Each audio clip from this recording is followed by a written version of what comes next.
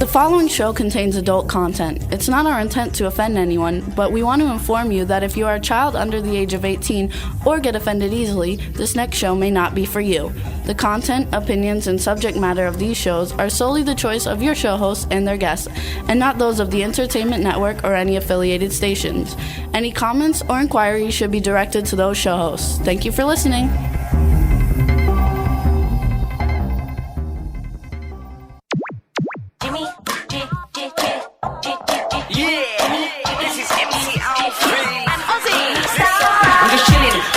Sitting down and designing, why every man them are thinking, what are we gonna be wearing? Yo, I'm a Liverpool MC, you can't test me. Big up the girls inside the party, let's get down to crazy Jimmy. Big up myself and known as Alfie, the one and only, the Turkish MC. Always love the clothes of Jimmy. British, I'm your one I wanna be, Jimmy Star, new celebrity. Hello and welcome to the Jimmy Star Show with Ron Russell, bringing you the best in music, fashion, pop culture, and entertainment. And boy, do we have a fantastic show for you guys today. We're going to have so much fun. Before we get started, let me tell everybody that they can ask questions in the chat room. Hello, chat room. What's up, everybody? And if you hit the ITV button at the top of your screen, you can see Ron and I in the studio. And before we get started, let me introduce my outrageous man about town co-host, Mr. Ron Russell. Who's still swallowing his lunch. Notice it's 3 o'clock and I eat lunch. When you work with Jimmy Star, you don't necessarily get lunch at noon. You could have eaten lunch at noon. Well, I wasn't. I was busy running around trying to find a Merry Christmas sign. Hello, world, everybody. No such thing. Everything is holiday. I'm so upset about that crap. What happened to Merry Christmas? I'm not a Christian. I'm not a Bible Belt person. I'm not a Bible swinger. I'm not one of these Jesus people who think Jesus is the all. I just think that respect his birthday. Excuse me, I'm burping. I mean, respect the fact that it's called Christmas, for Christ's Mass.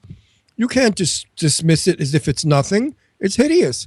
You're worried about hurting the people that are coming here from other countries because we're not accepting their holiday.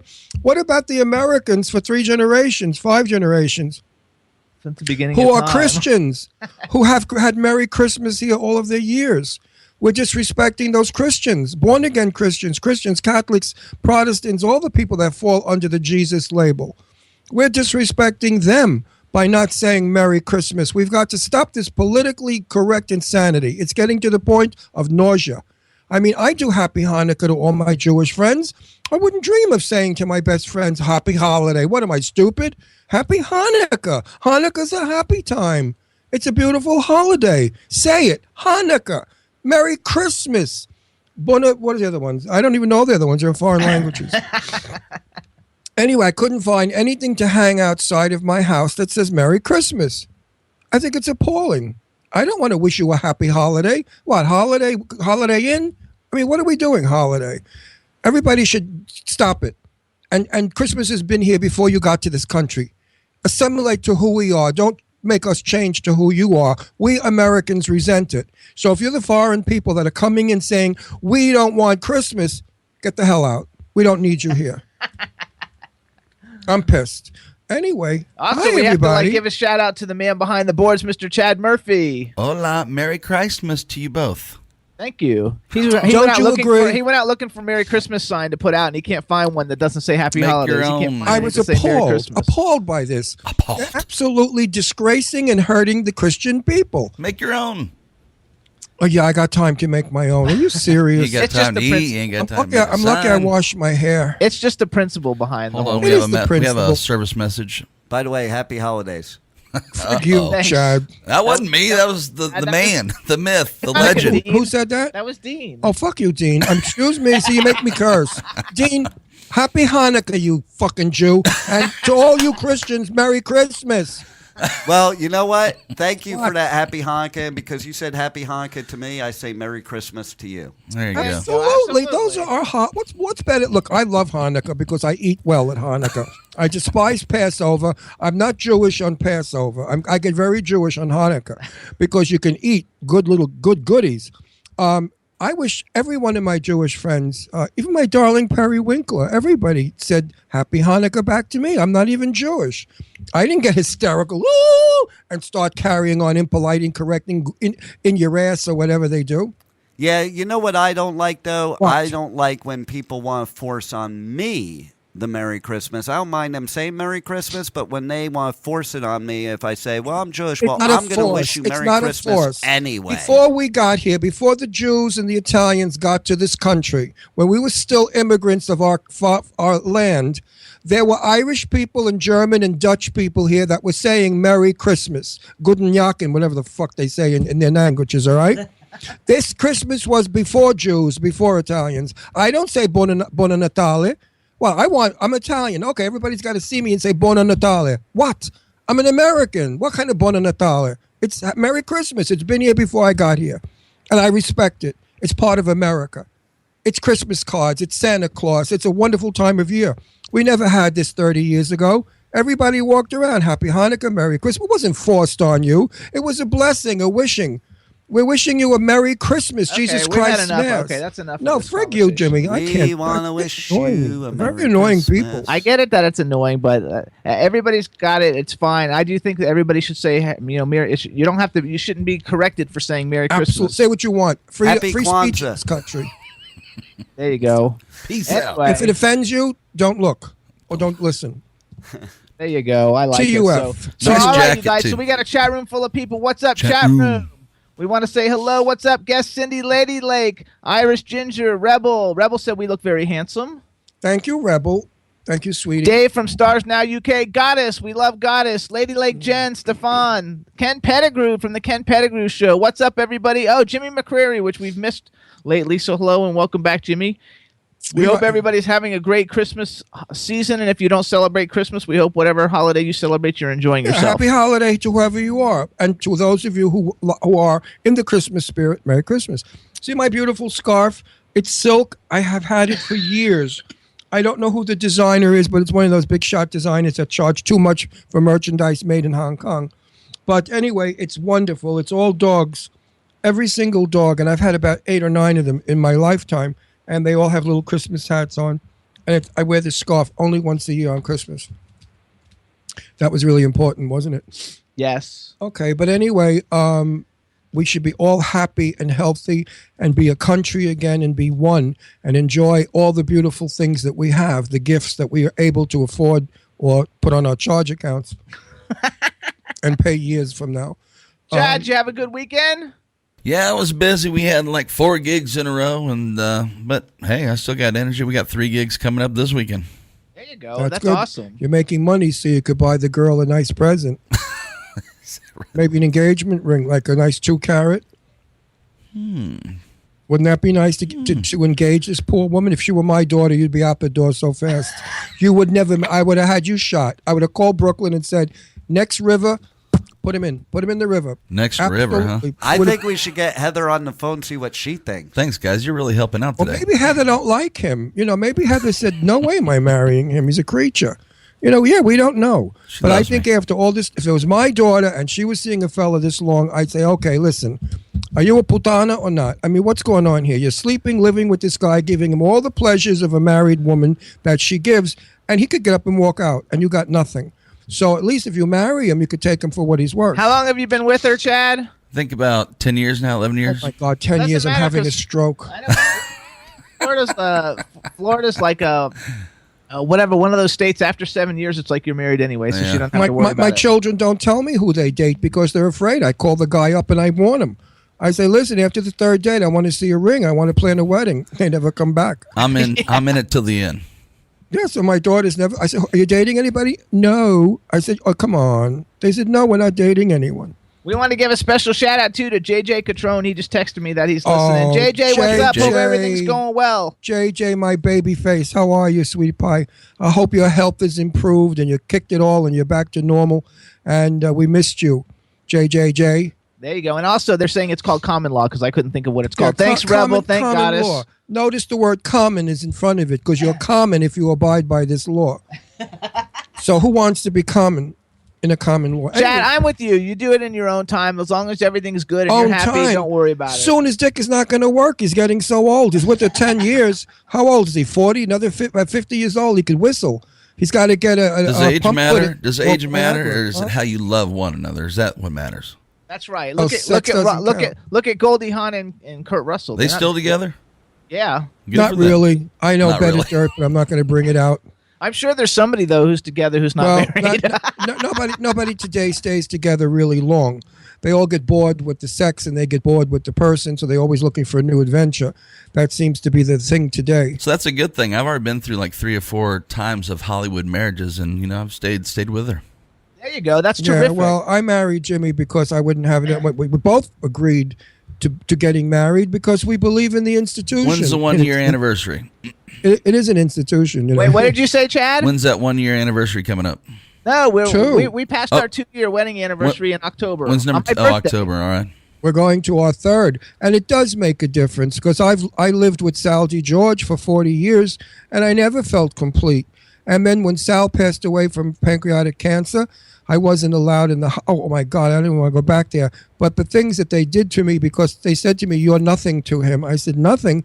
I cooked for the man for 42 years. I slept with him for 42 years. He was my only reason I lived at the time. You got a point there, Ron, when it starts coming down to that stuff. Yeah, and I had no say in the matter, and I had to do everything quickly before his family found out and came and took my furniture that we both had, that was mine, that they could have the please. Yeah. It that was could not be a happy nightmare. time. I understand what you're saying. Yeah. There you go. It's a better time today. That issue is. Everybody should get married. It's a lovely thing. Ken Pettigrew says it's 100% an institution, a mental one. Yeah, that's what I said. You have to be I love institutionalized to get married. Ken, we love you. Hope all is going well. Merry Christmas to you, sir, and you and your wife. Hope everything is going terrific. Yeah, and Goddess, I hope you fixed your vibrator because I know how depressing it can be. She's so cute. She's saying, what vibrator? She's got a gorgeous boyfriend who won't marry her either. She's with him like 18 years. I said, if you were my daughter, I would break that up. I don't think it was 18. I don't remember what. Yeah, it was, 18 or 21. Some ridiculous amount. I think she was like 6 years old when she met him. Really a romance of youth. But Goddess, she's laughing though in the chat room. Well, so Goddess, if you don't put a ring on your finger soon, honey, go ditch him. Get somebody else. Because you know what? When you're old, nobody's going to want you. At least if you're married, the guy's stuck with you with a paper. But when you're old, they take off for a young She's snatch. never going to get old, though, because she's gorgeous. Well, listen, all snatch ages. She says you got it, and Ken Pettigrew says they're doing awesome. Who's doing awesome? Him and his wife. I said, Merry Christmas to you and your wife. Yeah, well, Ken is married. He's a decent human being. I mean, right, Kenny? Woo, we won't talk about the other things. That's funny. So what's up, everybody? We hope everybody's having a good time. We're going to have a great show today. We've got Sean Kanan coming on. You guys know him if you're a soap opera lover. He's been on all the major soap operas, Bold and the Beautiful and General Hospital. For me, like the big thing, if you guys are Karate Kid fans, you know him as Mike Barnes from Karate Kid 3, who like picks on Daniel LaRusso and then gets his ass kicked at the end. So that's like really, really cool. Ron's going to like it because he was actually in... he's been in an episode of Happily Divorced, and he's also been in an episode of The Nanny, and since that's like Ron's thing. Because I fought like crazy to keep Happily Divorced on, I contacted Peter Jacobson, and he came on our show to talk about it, and we still don't know why they removed it. Possibly because of its content.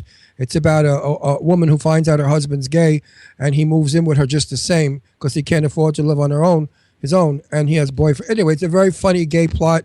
Didn't offend anybody, nothing sexual, nothing vulgar, nothing perverse or perverted is what I want to say. It was a decent, good show. As far as Fran Drescher goes, I am after her like crazy. She doesn't respond to me. I have no idea why. Maybe it's because she's listened to this show. And she said, that guy's crazy. I'm not going on that show. But I'm going to torture this guy today and say, please call Fran and tell her to call me. I'll talk nice. I mean, she comes from Flushing. I come from Astoria, one town away. We have the same accent. Also, Goddess says she's going to let us know if she gets the ring this Christmas. Goddess, if you don't kick that bastard out of the house as fast as you can, just say, take your dirty underwear and get out. I'm not washing your clothes anymore. If you love him, you're all right. No, don't love him. I wouldn't have, if Jimmy didn't want to marry me, I'd have moved on. I'd have moved on to a rich old man. A really old, rich one, like that he tells me, I only have like a couple of months to live, and I would have married him. That's no fun. Well, it is funny after he dies, because you get all that money, you blow it, you buy beautiful things. We went to see the tree, and that was a disappointment because New York City has changed. It's no longer New York City. People came from, I don't know, out of the woodwork, as they say. Millions of people on that Sunday evening. Police with bullhorns and ropes and lines, and a man was urinating in the street next to us. Down a block down from the tree, there were homeless people sleeping in doorways with blankets. I have never seen this before on Fifth Avenue, right outside of Donald Trump's building. I mean, if Donald Trump came down that day and walked, he'd have dropped dead when he saw what was happening to his neighborhood. It was shocking to see, and it's a whole new world that has now invaded New York City. From where they come, I don't know. 20 years ago, you were able to pull your car up to the curb, get out, go see the tree, get back in. It was decent. Now the population, I mean, it was unbelievable. From 59th Street down to 34th Street, you could not move. Across the street is a fabulous department store, Saks Fifth Avenue. They stopped letting people in to use the toilet because the toilets were overflowed with toilet paper and flooding and urine all over the place. I don't think that's decent to do at Saks. New York has definitely become a carnival at Christmas time. I'm saddened by this, but this is what I saw. The tree was beautiful, the ornaments and the decorations. Bergdorf's window was magnificent. Not Bergdorf's. What's it called? Was it Bergdorf's across the street? No, Bergdorf's. I don't know if it's across the street, but Bergdorf's. Bergdorf's. That's the bathroom they closed. Was Bergdorf's. The police were on bullhorns screaming at people, "Get back, move back, hey lady, watch." I mean, it was dreadful. That's a Christmas spirit, talking to people that way. Move it. Come on, move it. We went into Macy's and there was a senior lady, I would say she was in her 70s or 80s, asking somebody how to get there, and the guy who worked at Macy's, he didn't nicely say anything to her. He was screaming at her, "You go over here," and he kept repeating it because she didn't understand him. He didn't. I mean, it was just terrible. I couldn't believe it. So. And I felt bad because Macy's is supposed to be the home store of Christmas, and he had on a yarmulke and she had on a shadel. A shadel is a wig that the religious Jewish people wear. So I felt bad for them. I wanted to say to them, he's not a Christian. He's something else. Because, you know, it's not nice to talk to people that aren't Christian at a Christian affair meanly. It doesn't look good. So anyway, it wasn't that great to go. I could have passed on it. I'm never going again because I don't need to go again. New York City, I walk a very narrow path when I'm there now. I know the Upper East Side is where I go. The restaurants are there, and it's safe. They're not going to blow me up. And it's not going to be. They're saying in the chat room, Stefan's saying New York's changed a lot. Goddess is saying everybody was rude. So, well, the people that are rude, Goddess, are not New Yorkers. That's the sad part. They speak different languages. They have accents from all over the country. Remember, we have a saying in New York. New York has bridge and tunnel people that come in. People from Jersey City, people from Harlem, the Bronx, Queens, Staten Island, Brooklyn.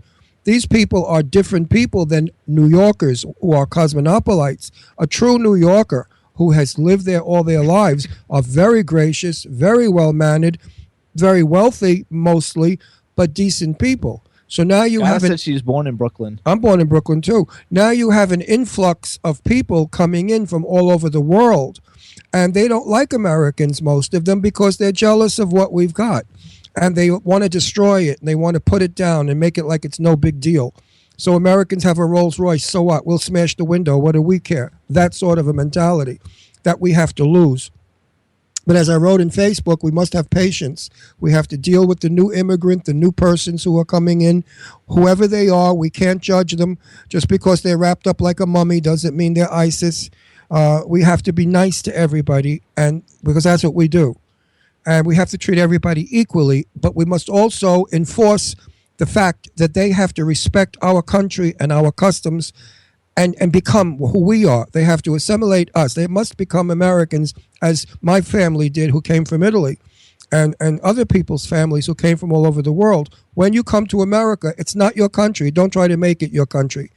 If you want your country so bad, go back to your country. It's there already. Why convert our country to your country? Just come in. Being an American is a wonderful thing, because you have freedoms, you have welfare, you have Medicare, you have Medicaid, Medigots, everything you've got. Free hospitals, free this, free that. If you can't afford rent, you get money from the government. They give you whatever that crap is called. No other country does this for you. America greets its immigrants and says, okay, we're going to help you out. Hindus don't pay taxes for 10 years. If you're of that fate, you get drugstores, you get all these wonderful stores that they run. These what are they called? These like convenience shops. They don't pay taxes for years. So America does offer to all the people in it a way to survive if you've come from a bad country or if you've been abused. We welcome everybody. But please, when you come, don't pee in our street. That's all. If it's okay in your country to pee in the street, go back. We don't need to be on Fifth Avenue in front of Tiffany's and watch some man pee on the sidewalk. It's just disrespectful to New York, to New Yorkers, and certainly to America. End of my boring speech. All right, good. So Ken Pettigrew's bringing out his comedy and says the problem with Christian women is they only like it missionary style. Marilyn Monroe was a Christian, and I was told she was on her knees all the time, so I don't know about that. Tony Curtis told me Marilyn was on her knees always, and I said, wasn't that sad? He said that was the only way Marilyn could get a movie part in the beginning when she was starting off, because they all thought she was stupid and couldn't act. So Chad. Hi, Captain. I was thinking that our first guest should have called by now. I guess he heard me and he's not. Forget about it. I'm not going to deal with that character. I was thinking maybe we could try to call him and see if maybe like he didn't get that he's supposed to call us. Let's work on it. That's the Sean Kanan guy. You got it. So we'll try and see everybody. So everybody, we're going to see how this works. I'm not sure if that's how you pronounce his last name. I hope so. Who?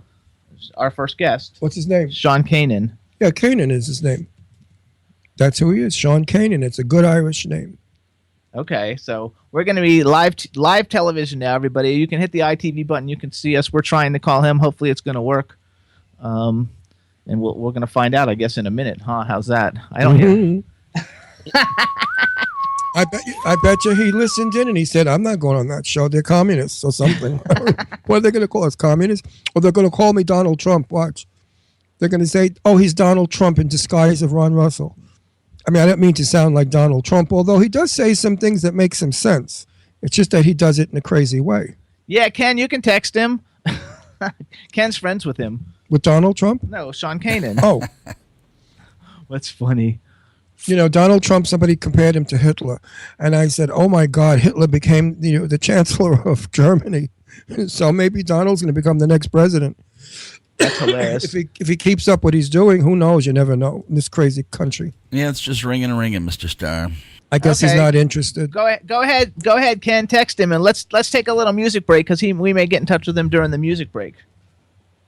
Can we do that, Chad? We can do anything you want. It's your show. Buddy, so we're going to play a song for you. We haven't played it in a while. It's called You Are the Love. The name of the brand is called Jefferson. They're out of Australia. We've had them on the show a couple times. They're awesome. I love this show. It's really, really good. So here we go, everybody. Jefferson, You Are the Love. Check it out.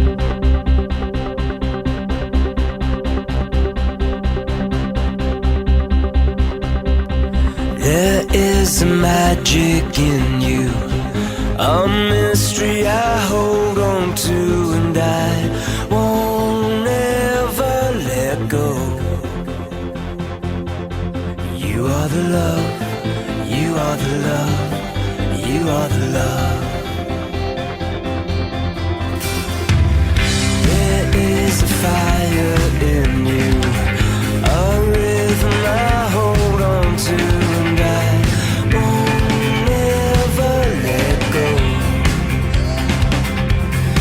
You are the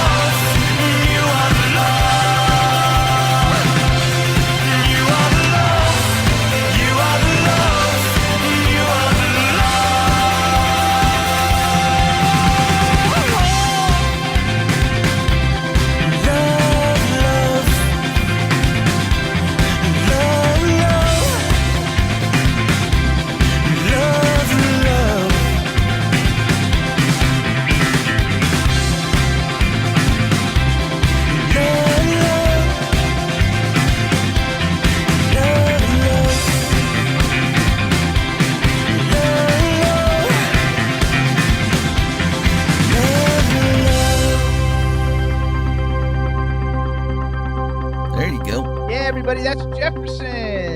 And the name of the song is You Are the Love. Gotta love it. Okay, it's a good song. Now let's roll. What's doing, guys? What's that mean? What does it mean? It means, where's our next guest? What happened? I don't know what happened. We'll find out. We need to know. Something went wrong. Or maybe his clock is a little bit behind. I hope he doesn't think we're on LA time. I hope not. He's actually got a show tonight at the Gaslamp Theater in Long Beach. Where he's so he's out in California. Show. He's in California, yeah. Oh, did anybody ever tell him that we're on Eastern time? Yeah. I don't know. We'll work it out. We're working on it now. I just sent an email, so we'll see what we can do. In the meantime... I hope nothing happened. Yes, me too. In the meantime, let's do a couple ads. First of all, we want to thank everybody for listening to the show. We got, I think we broke 7.5 million plays on SoundCloud or something like that, which is awesome. You can hear the show live on W4CY Radio every Wednesday from 3 to 5 p.m. Eastern Time with the fabulous Chad Murphy. Sean Murphy. Chad Murphy. You can hear us on WROM Radio in Detroit, Hamilton Radio in New Jersey, Planet Radio Network in New York, LA, Ontario, and London, Monster FM Radio in New York, Jackalope Radio in Kansas City, K4HD Radio in LA, WBAD Radio in Washington, D.C., and Blast FI on the Jimmy Stars World Radio in Philadelphia. Then you can hear us on Stitcher, SoundCloud, iTunes, and iHeartRadio. And then you can see our videos on Roku, YouTube, Vimeo, and JimmyStarsWorld.com. And pretty soon, we're going to have our very own Roku channel. I'm allowed to announce that? You can announce that we're going to have our own Roku channel. Oh, good, because everybody on Facebook wanted to know what the big secret was, and I said, I can't say yet till the ink is dry. Yes, all you do is get your Roku device, plug it into your TV, and whenever you want to see... We're looking to launch next week. Whenever you want to see us, you simply go to the Jimmy Star Show with Ron Russell. Big logo will be there. Click on it and enjoy whatever show you like. And that's all part of the Jimmy Stars World team and the help with my partner in all of that, Mr. Stefan Daniel Bell. And so we'll be launching hopefully next week, and he's awesome. And Chad, could you tell the camera person to please raise the camera a little because the top of my head's cut off. My hair's cut off. The camera's in your room. Oh. I thought you had control of the camera. I'll do it before we get a guest to a certain point. So. Okay. I don't know. About something else. Well, I'm not talking politically. I'm not a political person. I'm just a plain old American who gets upset like everybody else. I'm not into politics anyway. Other than that, it's been fun. A little more. No, that was fun.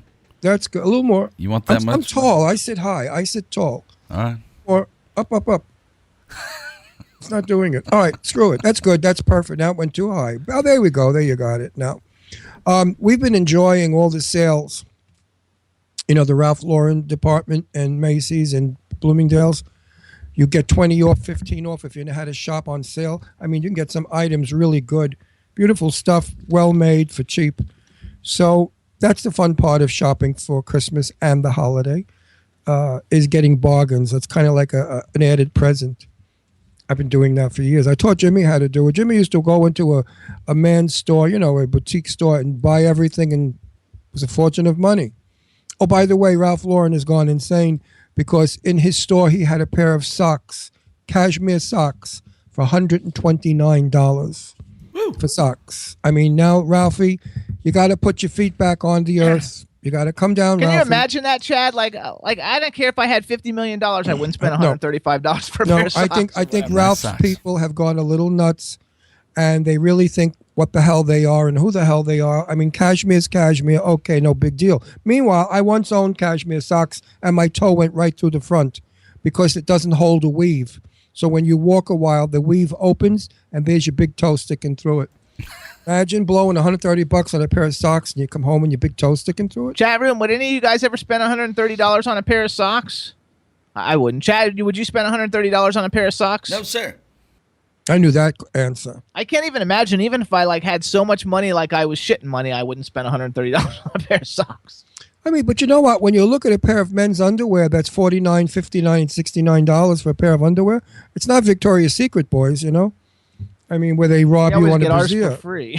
No, I remembered when we went shopping with Jane Russell. Can you believe this? Shopping with Jane Russell for a brassiere. I mean, how stupid is that? And we were in the mall, Jane, myself, and her assistant, and we went into Victoria's Secret, and Jane said, oh, these are beautiful bras. See, they're seamless. And then she looked at the price, she threw it down, and she said, let's get the hell out of here. I said, what, you wouldn't pay like $120 for a bra? She said, are you crazy? And she was the queen of bras, you know, but I guess she got them free from Maidenform. When she Gotta says you could go commando. No, nobody goes commando. And Ken Pettigrew says that's called free balling. Yeah. No, I remember when I was young, girls said only old ladies wore bras. No girl would dare wear a bra. Everybody was braless. And it was fun if you were going up an escalator and a girl was coming down the escalator. How do you like that, though? Free balling. I like the name. Yeah, I know that stuff. You knew that stuff. Yeah, because from my time. Free balling is when men don't wear underwear, actually.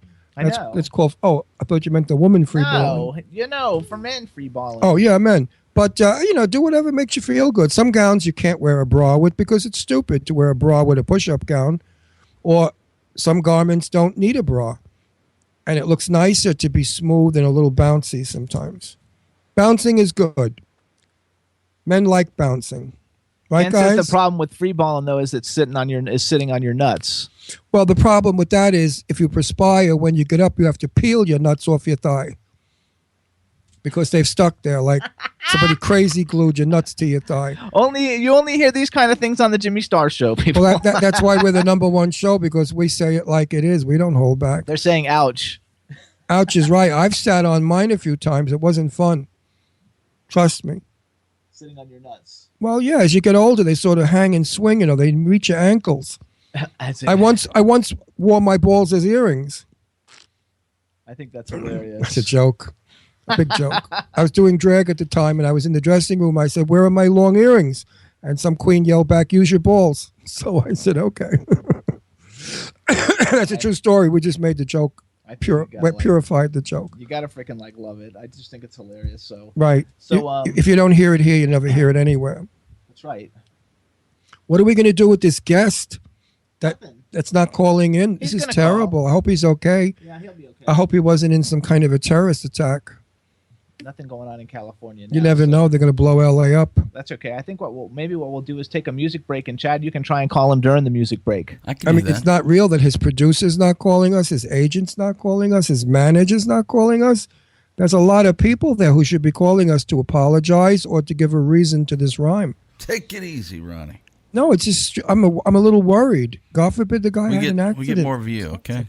Nah, he's fine. I'm sure it's all fine. I'm sure we're going to get him in a minute. So. I get nuts if my kids don't answer the phone on the first ring. I do the same thing. Yeah, he does. Where are my daughters? God forbid something might have happened. They're not answering on the first ring. All right. So what we're going to do, you guys remember Ken. Ken is a freaking awesome band from the UK. They have a hot song. It's called Home Sweet Home. We debuted it here worldwide on the what was I going to say? We debuted it here like a year ago on the Jimmy Star Show. It's a fabulous song, Home Sweet Home, and here it is, Home Sweet Home by Ken. When we are together, whatever weather, whatever town, there is no space like our place we are heading for. When we are together,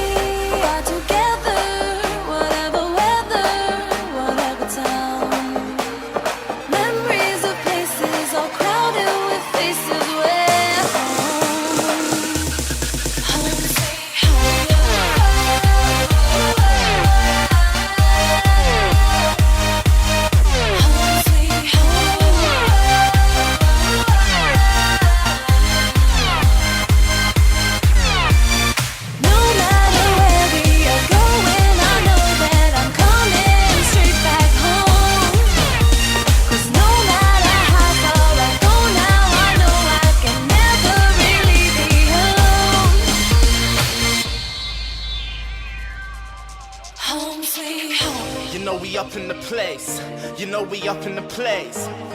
Party for days, let the music just take you away. Just give me a taste, lost in the moment, tonight we own it. So let the music just take you away. We going up and away. We going up and away. We going up and away. We going up and away. Home sweet home.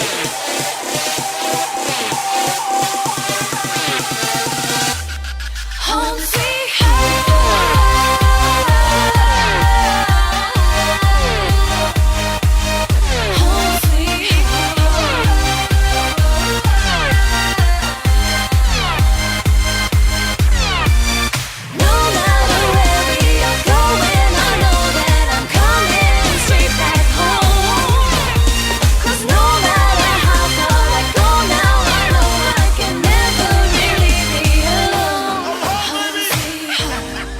Rehearsing that show right now. There you go. So nothing happened, right, Chad? You couldn't get through? I could not get through. All right, everybody. So I don't know what happened with Sean Kanan, so we're going to talk about something else and keep it going because our next guest isn't coming on for like 35 minutes. And maybe we can try and call him. Chad, I have his cell phone number. You think we could? Oh, I could text him. I can try and text him on his cell phone number. If we call him on a cell phone, then we don't get video. That's correct. And thanks, Ken. Don't worry. You don't have to worry about that. So anyway, I'll try and text him real quick and see if we can get him on Skype. In the meantime, we have to have a new topic for discussion. So what are we going to talk about? I haven't a clue. It's Christmas. Well, it's Christmas. Oh, please, leave Christmas alone. Leave Christmas alone. No, you have to, like, what am I going to do? Yeah, I'm dressing up as Santa Claus. I'm going to put on big boobs and run down the street screaming I'm a drag queen. That'll get everybody's attention. That's Mrs. Claus. Well, I could go, as the old saying was, go in Macy's window naked. That'll get everybody's attention. They could come and have a good laugh. They wouldn't laugh. They would be like so happy. Yeah, right. Meanwhile, the guest that was coming on, he was a hottie. Good-looking guy, too. So, he's still a hottie. Well, he's still a hottie, but I was going to ask him some provocative questions. You know, maybe he read my Facebook page and got scared. Because I said on Facebook I was going to ask outrageous questions. I like when I get super handsome guys on because I can ask them things that no other guy dares. Guy stuff that all you girls want to know. And gay guys who like these hot, sexy men. Yeah. Well, as you guys know, too, like right now we're on the Roku channel, but we're on the LGBTQ TV channel, which doesn't get updated a whole lot. So we've got a brand new show channel coming out on Roku. It's going to be called The Jimmy Star Show with Ron Russell, just like this show with the same cool logo. It's going to have all our videos from all the shows, and it's going to probably be the only place you're going to be able to see it once we get it all going up there. You're going to have a Roku player. We're going to take everything off of like YouTube and all that other stuff, and that way advertisers and everybody, you'll have to have a Roku. I mean, 8 million people have it, so 8 million and not people any will see Roku, us. excuse me. What about when the other ones come out? You'll be able to see us because they're all interchangeable.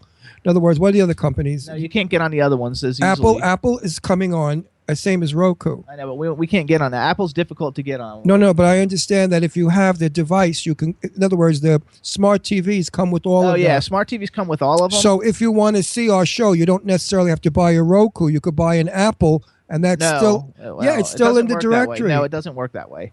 But when we go looking for stuff, Apple TV won't come with Roku. Is different than an Apple TV. So Roku comes on a smart TV, and then you will be able to see us if you have a new smart TV that carries it. Otherwise, you got to go pay $40 and get a Roku. But I was under the impression that all of them are coming on now. You know, internet. But just because you're on them all doesn't mean you're on all their channels. You have to get on each and individually. Internet entertainment happens to be the number one. Good Morning America uses Skype as well as Ellen. It's going to be the way of the future. You're not going to have to buy cable anymore and spend all that money. All you have to do is hook everything up to your computer, and you'll be able to, if you want to see an Italian movie in Italy, you can see it. Or if you want to go to Latin America and see something there, you can see their television, which means TV will now be international. We can see whatever we want, wherever in the world it's being performed. I think that's unbelievable, and I'm excited about that. Absolutely. So get a smart TV and everything will be built in. I don't know who Apple's built into. What TV has got Apple in it? I don't know. We'll have to find out. It's just totally different. But Apple is significantly harder, and it'll cost you about $50,000 to get on there. Whereas it's not costing us that much to get on. Oh, okay. Well, I mean, I don't care about Apple. Everybody makes a big deal about Apple. I mean, I have an Apple something. What do I have that's Apple? iPod. A phone. You have a phone, an iPod. I don't see any difference from anything else. But, if you're really sophisticated about your equipment, I guess you want to. Also on our Roku channel, besides just having our videos, instead of like going to SoundCloud or someplace, if you're like in your living room and you want to hear the show because you're cleaning house or something, all our shows are actually going to be audio and video. So you'll be able to hear the audio for all of them, and you'll be able to hear the video. Do I have to clean up my language? Or will I be able to curse? No, you can do whatever you want. Oh, good. Cursing is so much fun, isn't it? I think cursing adds a little spice to what you say. I don't say it to be vulgar or crude. Most people say, Ron, you can curse and get away with it and nobody's offended because you do it in sort of a roundabout funny way. And I hope so. I don't mean to offend anybody when I let a couple of F's fly. Right. Mr. Starr, I have Ken Pettigrew calling in. That's fine. I told him to call in just to have something to talk about. So we can have him come in. Ken Pettigrew. What's up, Ken Pettigrew from the Ken Pettigrew Show? What's up, gentlemen? Your vibrator. And Ron? Turn off your vibrator. You're vibrating. You love my vibrator. You know what, man? My vibrator runs on a 12-volt battery, man. I don't mess around with none of that. Okay, are you on your phone right now? I am. Is it a bad connection? It's a bad connection, but we'll listen in because they're interesting. Even on a bad phone, you're good. What's going on? Some of us are lucky. How's your life as a comedian? My life as a comedian is a joke. No, it's good. Fuck you. Woo! Pretty quick right there. No, it's good. I love it, man. Doing jokes, doing stand-up. I love it. Gonna get my radio show back. I've been fighting a little, got diagnosed with a little kidney, well, not a little, but I got kidney disease, so kind of put my radio show on hold for a bit until I get this thing worked out. And, but yeah, doing some stand-up, working on writing with a guy now. I really like to write too. I'd love to find someone that wants to write some stuff too. I got a lot of stuff I can write down. I did stand up for 40-something years, 40 years maybe, and it was the most exciting thing in the business and I've done film, TV, and stuff. Nothing comes close to stand up. Every room was a new thrill, a new audience. Do you feel the same way about it? Oh, yeah, and the thing about stand-up, though, because I've been a musician my whole life. I mean, I'm a professional drummer. But nothing, even radio, when you're in front of somebody, it's you and a mic and what you write. It separates, it separates the men from the boys quick, and especially if you have something, if it's a tough crowd, and then you got to pound it out. That's the hardest part about a comedian is when you're there, and not necessarily, I guess I've been fortunate enough now that I haven't bombed yet, but I have worked a couple crowds that, some of my stuff's pretty edgy, and some people are just like, wow, pal. When I got a Jesus joke and a hermaphrodite joke, and I got all kinds of different, it's pretty tough. People are like shocked sometimes. So, I only had one show like that I could really remember, and it was when a friend of mine, Michael Gray, asked me to be in his group. We had Miss America, Michael Gray, and a bunch of people, and I was in drag at the time as Jane Russell, and we did it out on Long Island for a multi-gazillion man, the man who makes a cracker, the cracker with the guy with the turban on it, whatever brand that is, and he was loaded. Right. And I came on, and people just sat there fascinated. They didn't say a word. Their mouths fell open. And I realized that I'm in trouble, that this is not an audience that comes to see a comedy show. These are like children were there, married people were there, the neighbors, his relatives. And I thought, what am I going to do? Here I have tits hanging out, leg hanging out, look like an old slut, ready to carry on with dirty stuff. Now, the material I couldn't use, so I just froze.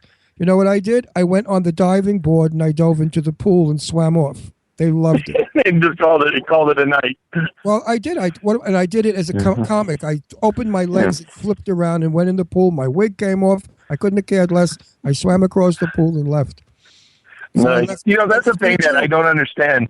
When people go to, I still haven't figured that out. When someone goes to a comedy store or goes to a comedy club, that, you know what? You can't go there in the audience and feel like you may be offended.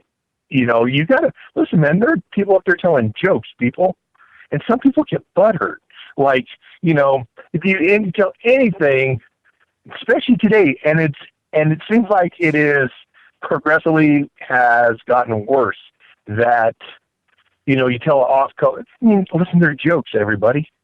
And people, like, you tell whatever, I don't want to say necessarily a racist joke, because everything, you can say anything is racist. I don't care what you say. You can say the color is blue. Blue is better than red, and you're a racist. But because you can say, or someone gets so offended if you say something about, you joke about anything. It makes no difference now. And some of these people are just offended. Like, how can you joke about that?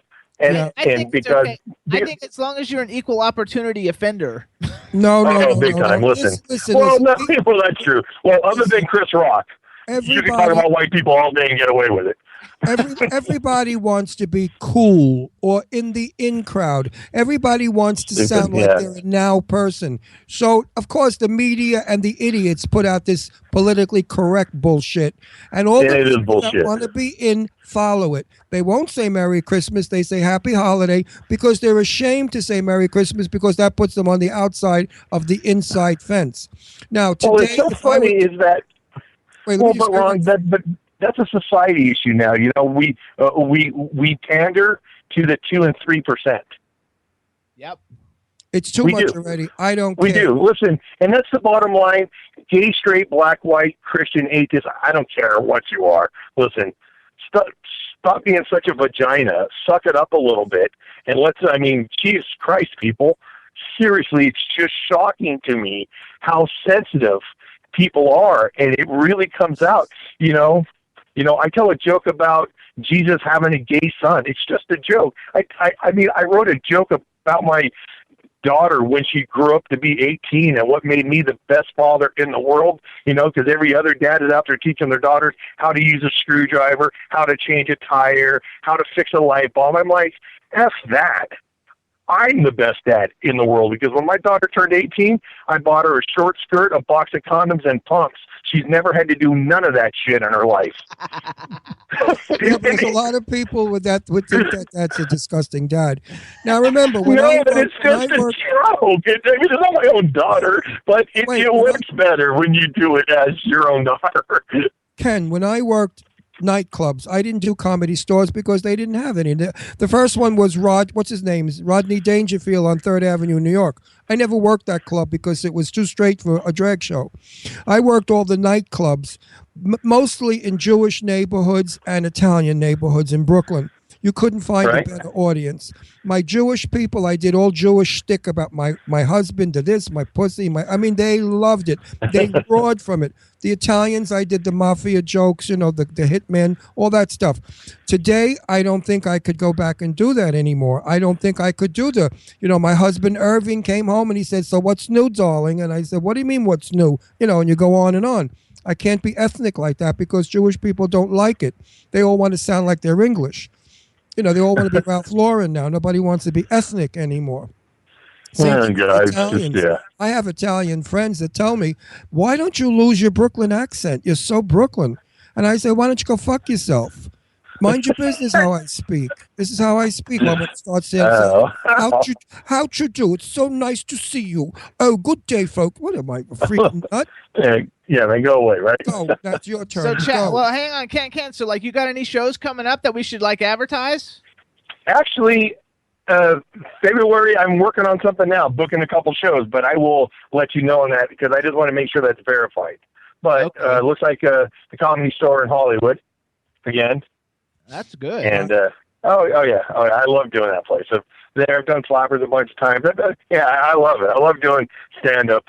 Again, it's awesome, man. People should all at least take a swing, and go give it a shot, even if you bomb. But it's a tough gig, though. But I love it, But we're just comics have it's a tough gig, like entertainment with just entertainment in general.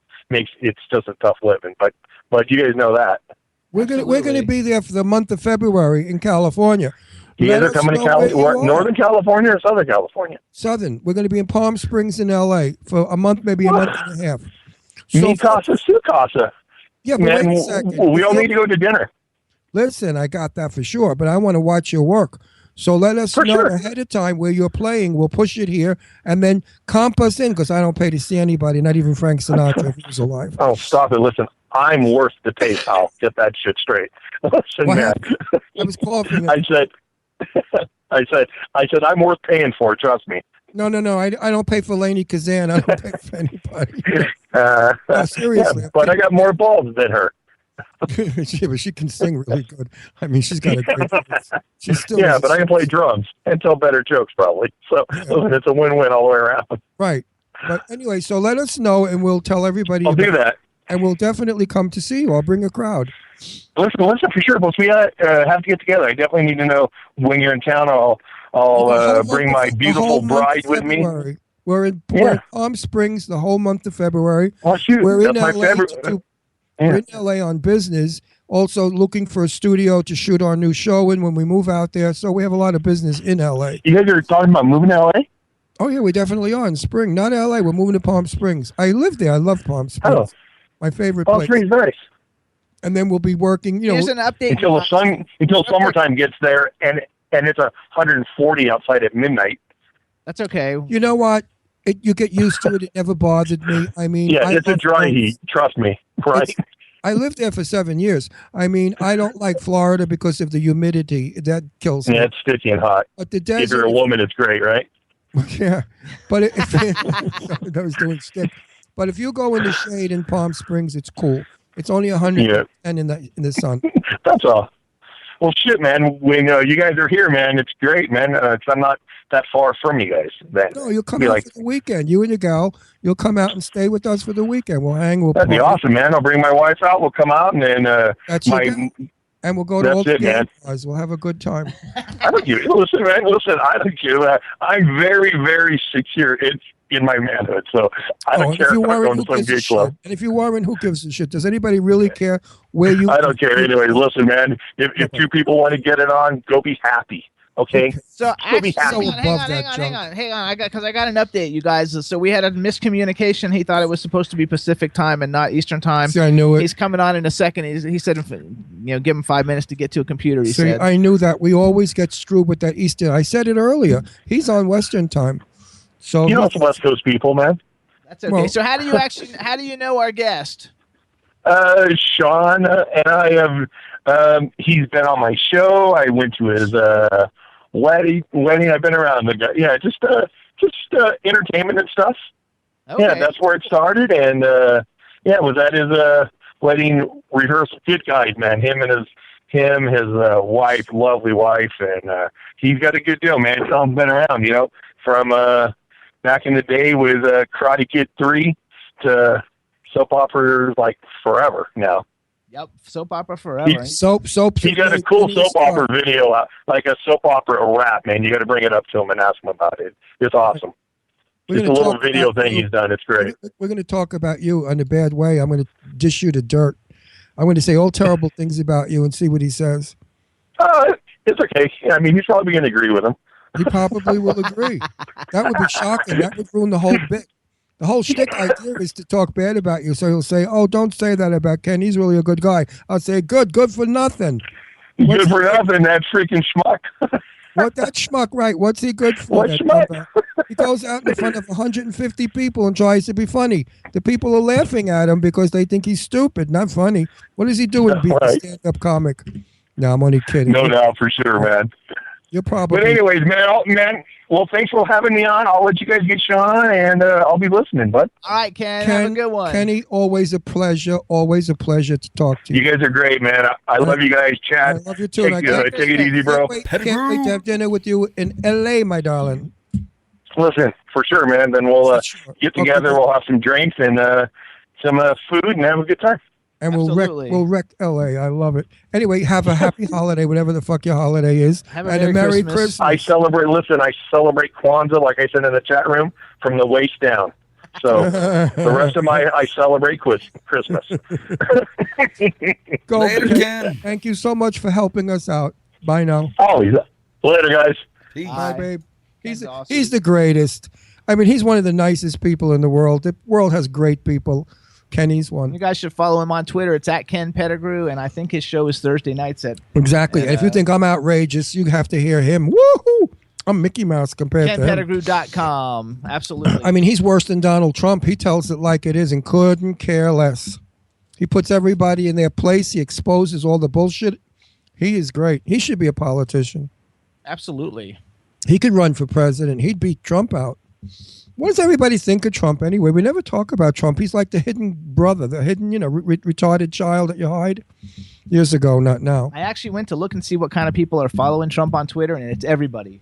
Is he really going to be the president? Is he really like leading everybody by zillions of votes? I mean, is that all for real? I don't know. We're going to find out, I guess, soon enough. I mean, what's his game? I sent him anyway? a tweet inviting him to come on the show. I thought it'd be fun to have Oh, him as dear a God. guest. Me and Trump together, forget it. What I would say to him, he would be very, very upset. Very upset. You'd have to mind your P's and Q's. No, I would just say to him, listen, Donald, if you're bullshitting, you should drop dead.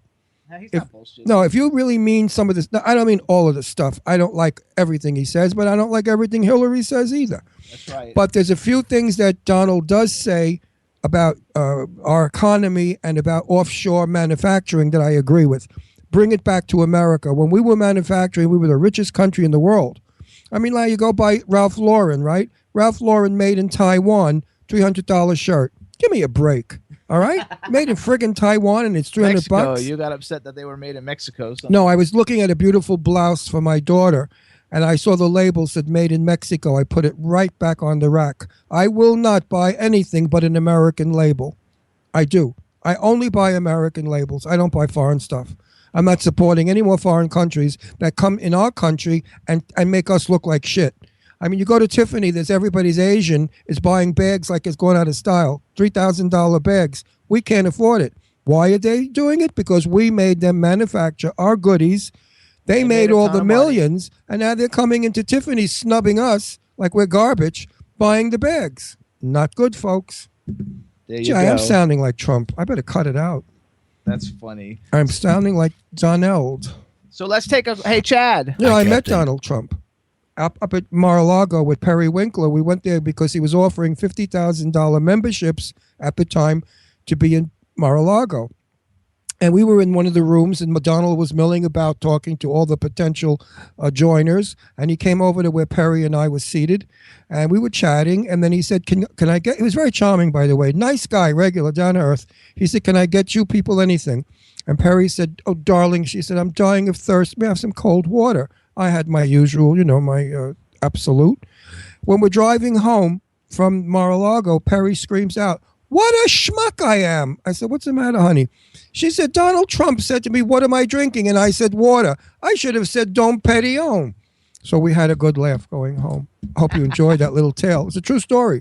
But Donald was charming. He was very friendly, very down to earth. He was like the guy next door. I liked him. There you go. That's funny. But Mar-a-Lago, they were all sleeping. They were 100 years old. See, Perry was looking for husband number 5. So I said, let's go to Mar-a-Lago. Check it out. There's a lot of zillionaires up in Palm Beach. You can hook yourself another one because she only married rich men. And when we got there, all the old guys were sitting in chairs sleeping. I thought, this is not for her. She looked at me. She said, Donald, darling. Here we are. We are ready? I'm ready, man. I'm so sorry. No, it's okay. L.A., New York, it's all screwed up. Hey, Chad, how come I don't see him? Can you see me now? I can see him. No, we better see him because the I don't women. see anything. The women all have their vibrators ready. They want to see him. How come I don't see him? I only hear him, Chad. Well, we can see him. I don't know about you. You don't see him. Chat room, do you see him? Wait. Chat room, do you see this gorgeous guy? Put him on. Put the screen on the ITV, Chad. So what do you see on ITV? Okay, there he is on ITV. Hey guys. See him there. He's in the dark. It's okay. Yeah, like there you go. Lighten up a little. Lighten up a little. There we go. Okay, hold on. Here we go. There we go. Now we can see him. At least we can see him on one side. I don't know why I can't see him on this side. Let me see what's going on with this. It's recording. All right, everybody. Hello. We're going to have to definitely bring you back because we only have a couple minutes, but we can promote your show tonight. So welcome to the Jimmy Star Show. Super Hottie. How do we pronounce your last name? It's Kanan. All right, so I told you it was Kane. He's Irish. We got Super Hottie. He's not Irish. Super No, Hottie. you want to know what? There's an interesting Welcome story to about my the name. Star How Show. Okay, tell us the story. Well, my real last name is Perlman, And when I came out here and I started acting, there were two other actors by the name of Perlman who were doing a lot of stuff. There was Ron Perlman doing Beauty and the Beast, and there was Rhea Perlman doing Cheers. So my manager, about 30 years ago, was driving down the 405 freeway, and there's an exit called Kanan Dune Road. And he said, That's right. That's right. Name. And I became Sean Kanan, and have been so ever since. Now, all my Jewish friends that are watching are quelling. They're all fainting. They're screaming, "Oh, he's Jewish. I'm dying already. He's Jewish." I hope you're Jewish, Perlman. You're not just German. No, I'm a Jewish Perlman. Good. Now, all my Jewish friends are fainting. All you Jewish women out there, you can plug your vibrators in because he's Jewish. You're very handsome, you son of a bitch. How is it going through life so goddamn handsome that you can have any chick you want, anybody you want? Well, you know what? I'm lucky. I found the right one. I've been married for the last 3.5 years, so luckily I don't have to look anymore. No, I don't mean that. Hey, baby, they still look at you, those women. They'd stab your wife in the neck to get to you. Are you kidding? Your wife would be popcorn. Get out of here. No good-looking man is safe over the age of 30. So tell me my your God! career now, how did you get? Did you have to ball everybody to get where you are? A lot of sex, a lot of gifts. No, I wish I could have done that. It might have been easier. Right. I did it the old-fashioned way. I auditioned. I once said, you know who Tony Curtis is, don't you? Of course.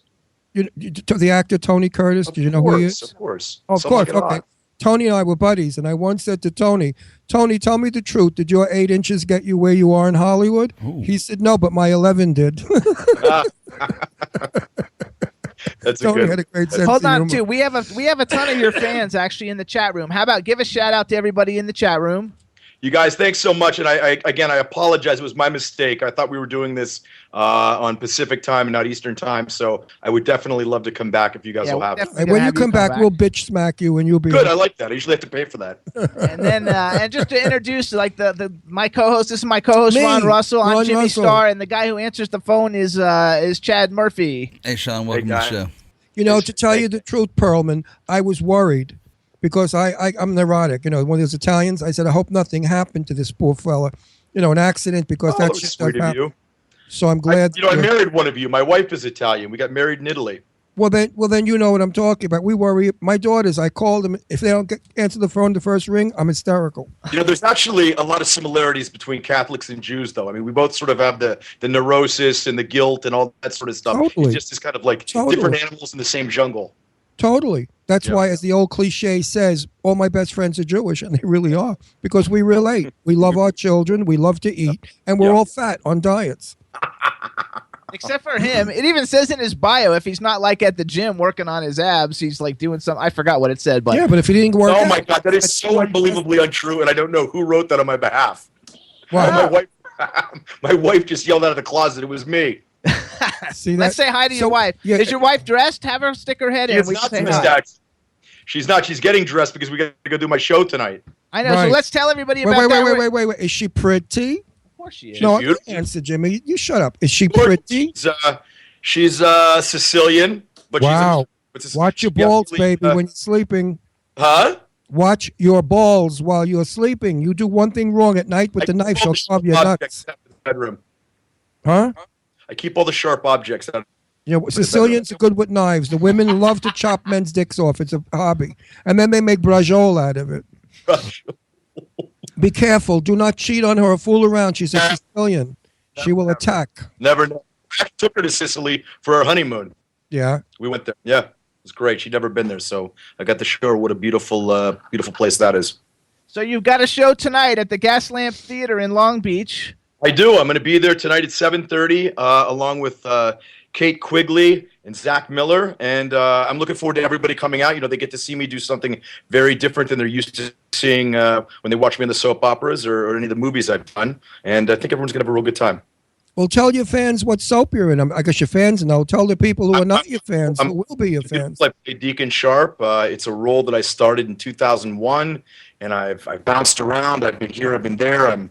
I played the role on Young and the Restless, and now I'm back on The Bold and Beautiful playing Deacon Sharp.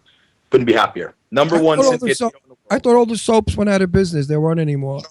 We're really lucky because ours is syndicated in over 100 countries. And so it's so popular in different countries that it's been a blessing. It's really it's kept the show going. Good. So actually, do you know Ian Buchanan?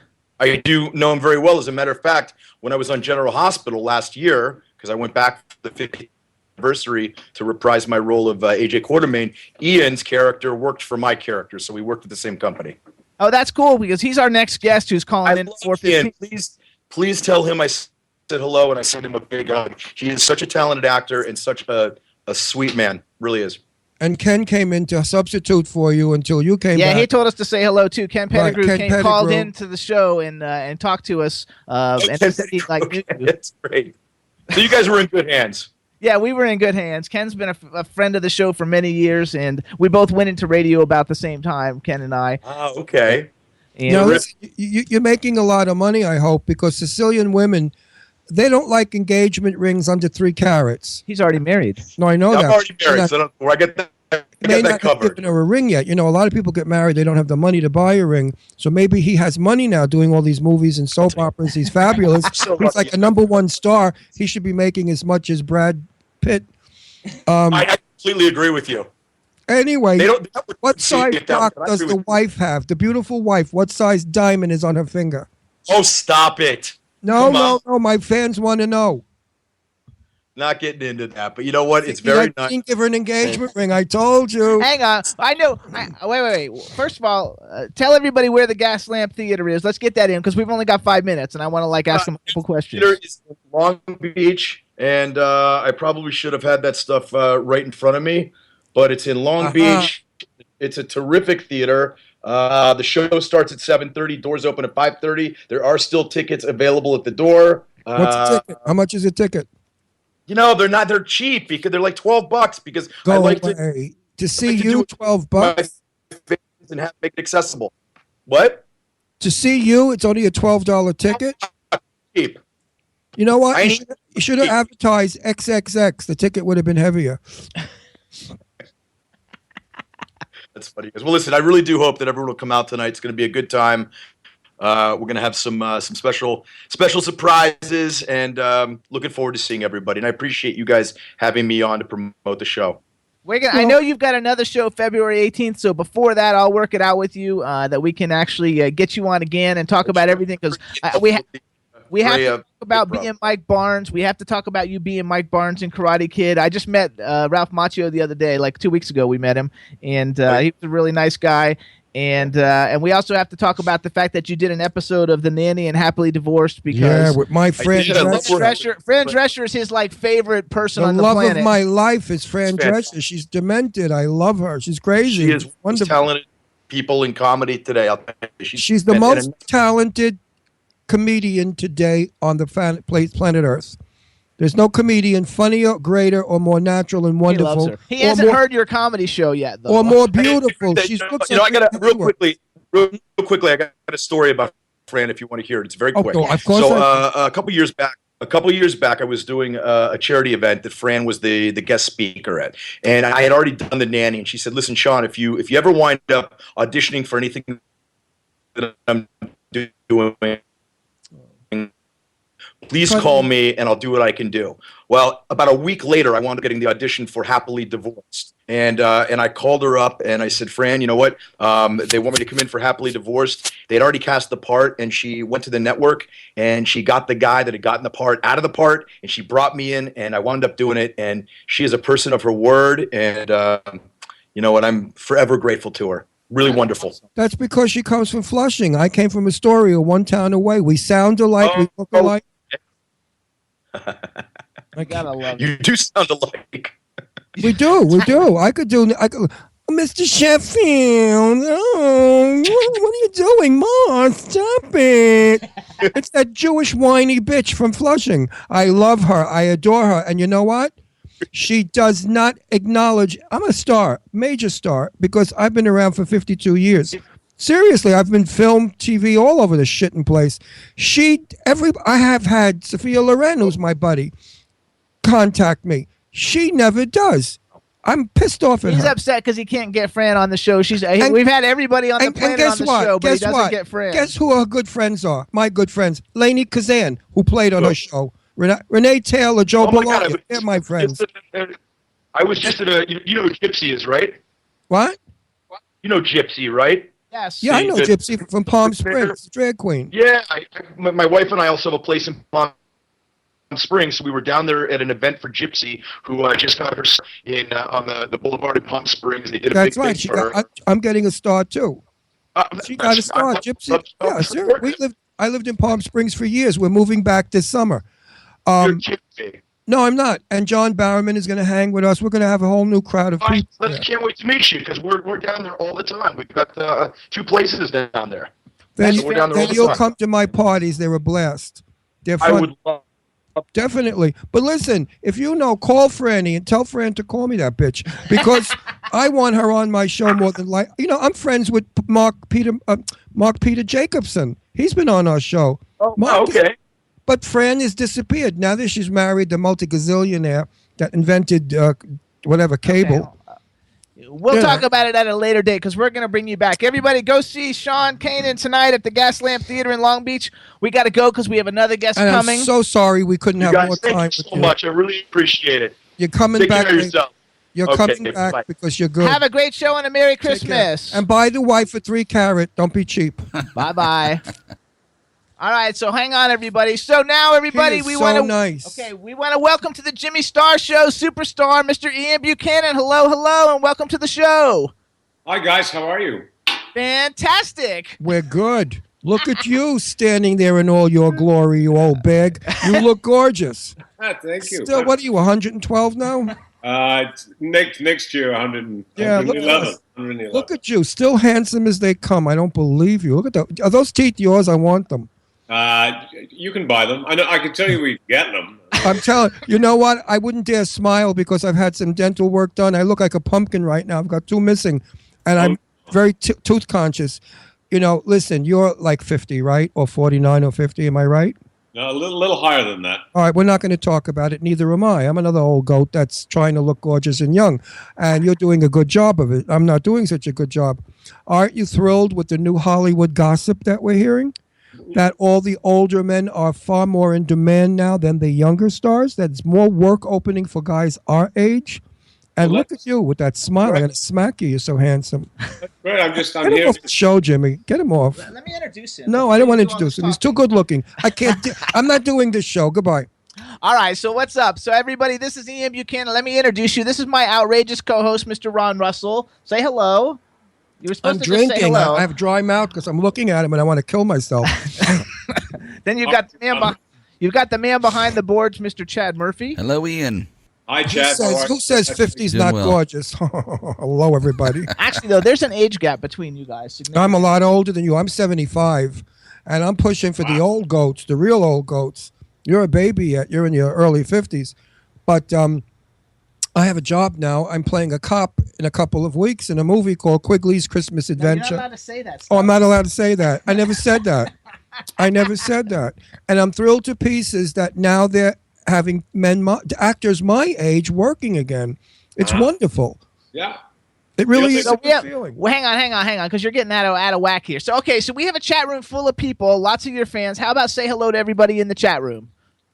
Hi, everybody. I don't know who's there, but I'm sure I probably know some of you. Good, nice to see you, and I hope you're having a wonderful day. And it's cold here in California. That's why I'm wearing a sweater. But How cold? Oh, it's in the 50s. I think it's colder than New York, actually. You're kidding. Well, New York is ridiculous. It was 72 a couple of days ago. Actually, we're 60. We're up to 60 right now. So Okay, that's nice. 60's comfortable. You could wear sweaters and jackets. yeah, I guess last night was like 32, so it was pretty cold. I hear an accent. Last night. Where are you from? Originally from Scotland. Oh, Scotland. You're Scottish. Yeah, well, Huh? I could do more of a Scottish accent, but I paid a lot of money to get rid of it. So now it's fashionable, so I might get it Yeah, back. well, I tried to get rid of my Brooklyn accent. Didn't work. Well, Brooklyn's very charming. Thank you. That's what everybody tells me. It's a charming accent. I said it's illiterately charming, but it's okay. So we also have to say hello because we just had on the phone a second ago. We had our times mixed up, but we just had Sean Kanan. He told us how you're like the nicest guy on the planet, and he thinks you're absolutely fabulous. So he told us to make sure we say hello to you and wish you a Merry Christmas. Hey, I'm sorry I missed him. I haven't seen Sean for a while. I love him. He's great. We always have fun working together. So now, tell me the truth, because I will admit it if you admit it. Don't the women flip over us?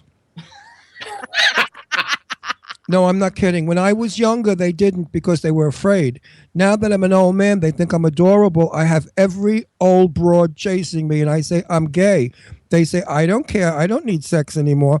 I said, what makes you think I don't have sex, you old bitch? You know, so do you have all the old dames throwing their maiden-form bras at you? I've always had a lot of older lady admirers. Yeah, I always have that. Even, they weren't afraid of me when I was younger, so I don't know. Like, they were afraid of you, or they weren't? They were not.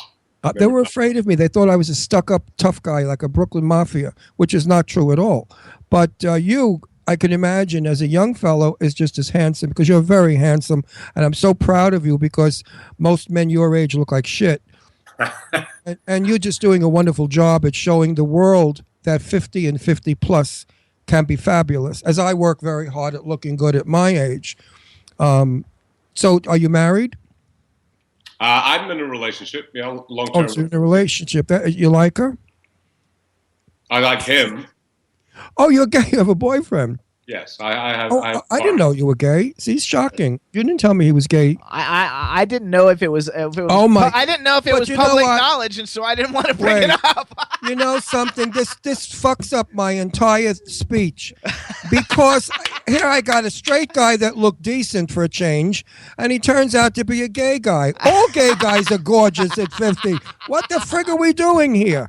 So big deal. You're 50 and you're gay. Naturally, you're magnificent. We don't ever age. I wanted you to be straight so I could say to the world, look, a straight guy for a change looks good at 50. I play So straight. tell me about your boyfriend. You're going to marry him? I married Jimmy, you know. Jimmy and I are married. We got married in New York 3 years ago. I think Jimmy told me that yesterday. Yeah, probably. I mean, he likes to take me out of the closet every now and then. He gives me a mothball airing. So tell me about the guy. He's not 20 years old, is he? No. Good. No. Go for older ones. They're more stable. Yeah. Like Jimmy, I got an old bag. I could have gone for those cuties. I love him. I want to hang out with him. I know you want to hang out with him. Aren't you guys are you relocating soon? Yes, we're going to relocate to Palm Springs. Yep. California. Right. Yep. Yes. Because I lived there for years. I'm really the true bisexual, and also I'm not bisexual. I'm Bi-coastal. That's what I want. Jesus. Big difference. That I'm the original. Now listen to me, handsome one.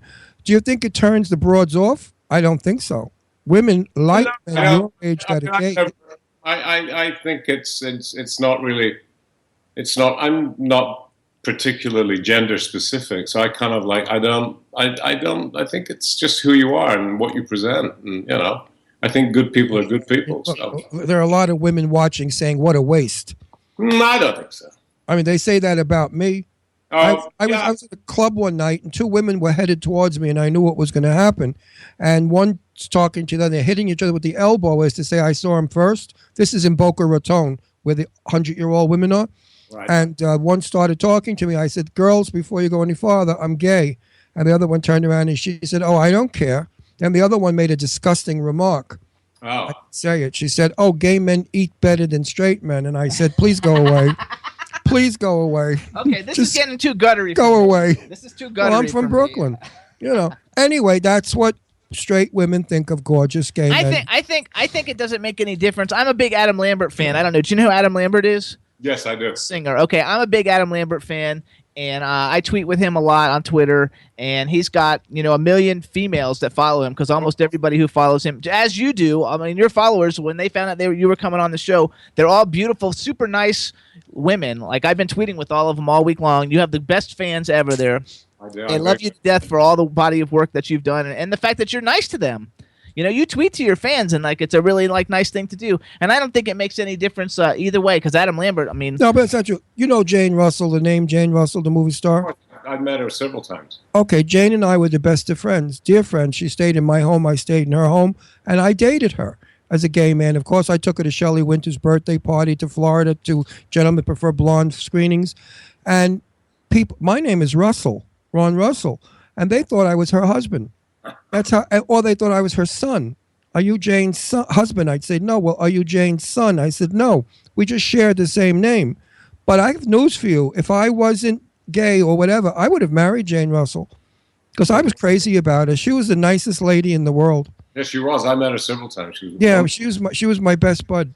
All right, so let's go. Let's talk. Let's get off of the whole dating and gay and straight thing a little bit. First of all, okay, more question I got to ask for Ron, and then I've got my own like topics I want to talk about. But Fran Drescher is like his favorite comedian. Another actress, one that knows. And you were on The Nanny. Like, you have no. to just tell us about being on The Nanny because he loves Fran Drescher, and that's his ultimate guest is to get Fran Drescher. Another one. I just went through the whole routine with the other guy. Fran Drescher, to me, is Lucille Ball, every comedian rolled into one. She is the most brilliant comedian today. She's charming. She's gorgeous. She looks like Rita Hayworth. I'm crazy about her. I have had celebrity friends and celebrities on this show. I know every freaking body in the business. I know her ex-husband and Get out the question. But I got to get Bill to it. I know Lainey Kazan well. She's been on the show. I hang with her. Goddamn Fran Drescher doesn't acknowledge me, know I'm alive, and won't come on the show. You figure that one out. And you know what? She comes from Flushing. I come from Astoria, one town away. We look alike. We sound alike. What is her problem? Like I said before, she married the guy that built the media. What is his name? The fella. He's a multi-gazillionaire. So I figured maybe she went snob. She didn't. Jimmy and I went to the Gay Pride Parade in Philly. There's Fran Drescher in dungarees up on the stage talking to all the people like they were her best friends. She's wonderful. She's great. I love her. So did you have fun being on The Nanny? Yes, I did. I had great fun. I had met her several times before, and then I guessed. I did one episode. I was like, got her engaged and stole the ring or something. Proposed to her. I remember that episode. Yes, you were. Yes, I remember that. Yeah. I've seen it 1,000 times. I should. I just had to bring it up because I thought it was like really cool, and he would like it a lot. No, it's amazing. The circles I travel, and I meet everybody. I had a TV show for years out in California where I interviewed the greatest celebrities of Hollywood. So that opens doors for me. By God, if I miss her by a minute, everywhere she is, I miss her by 1 minute. Wow. It's the freakiest thing in the world. Freaky. So do you have a number? Call her. Tell her to call me. If everybody does, I like then the she glasses. will. Okay, so well, I just put them on. Now I can see how handsome he is. I can see that. Oh, me? Yeah. Well, for 75, I look goddamn good. Great, But trust me. Thank my doctor too. No. All right, so let's talk. First of all, I have to say because I stopped watching soap operas really in college, but I was a huge General Hospital fan. So even though, like, I know you won your Emmy for The Bold and the Beautiful, and you've been on All My Children and all those other soap operas, like, my mom watched Young and the Restless and As the World Turns as I was growing up, and I used to skip classes every day to watch General Hospital, of which you were fabulous in General Hospital. I loved it. So I thought first thing I would do is, like, do some bragging for you because, like, stars never brag for themselves, but I do. You have 5 times nominated for an Emmy. I think you won on the 4th time, maybe it was. Right. That you got it. So congratulations, first of all, on being nominated 5 times and winning. At least you won one. It would have been great to win more, but at least you won one, and it was very exciting. I even watched. There's a video of you winning on YouTube, so I even watched it. And so how was that? Because that's a kind of like especially for a daytime soap opera actor who's done a lot of soap operas. That's kind of like the epitome of like it doesn't even get any bigger than that. How was that? It was great. It was very exciting. It was in the days when the show was at Radio City Music Hall. So it was a huge, they closed up all the streets in New York between 6th Avenue and over to 7th Avenue and have a red carpet outside. Thousands and thousands of people. And it was very exciting. It was a great honor. I think it was the first time in my life that I wasn't angry or angry at something or about something. And I've never forgotten that. So pertaining to work? Just pertaining to everything, just everything in life. Life in general. Yeah, life in general. So it was a great honor, made me very, very happy, and I still am very proud of it. And it's kind of nice because people say, Emmy, they put that, it's like being, like having a title before your name. It's also, it raises your salary a little. Unless they fire you once you win it. Pardon? What did you say? Usually you win it, then you get fired. Is usually the way. Yeah. Well, that sometimes happens. Yeah. I often wonder whatever happened to that great actress who was in Virginia Woolf with Elizabeth Taylor and Burton.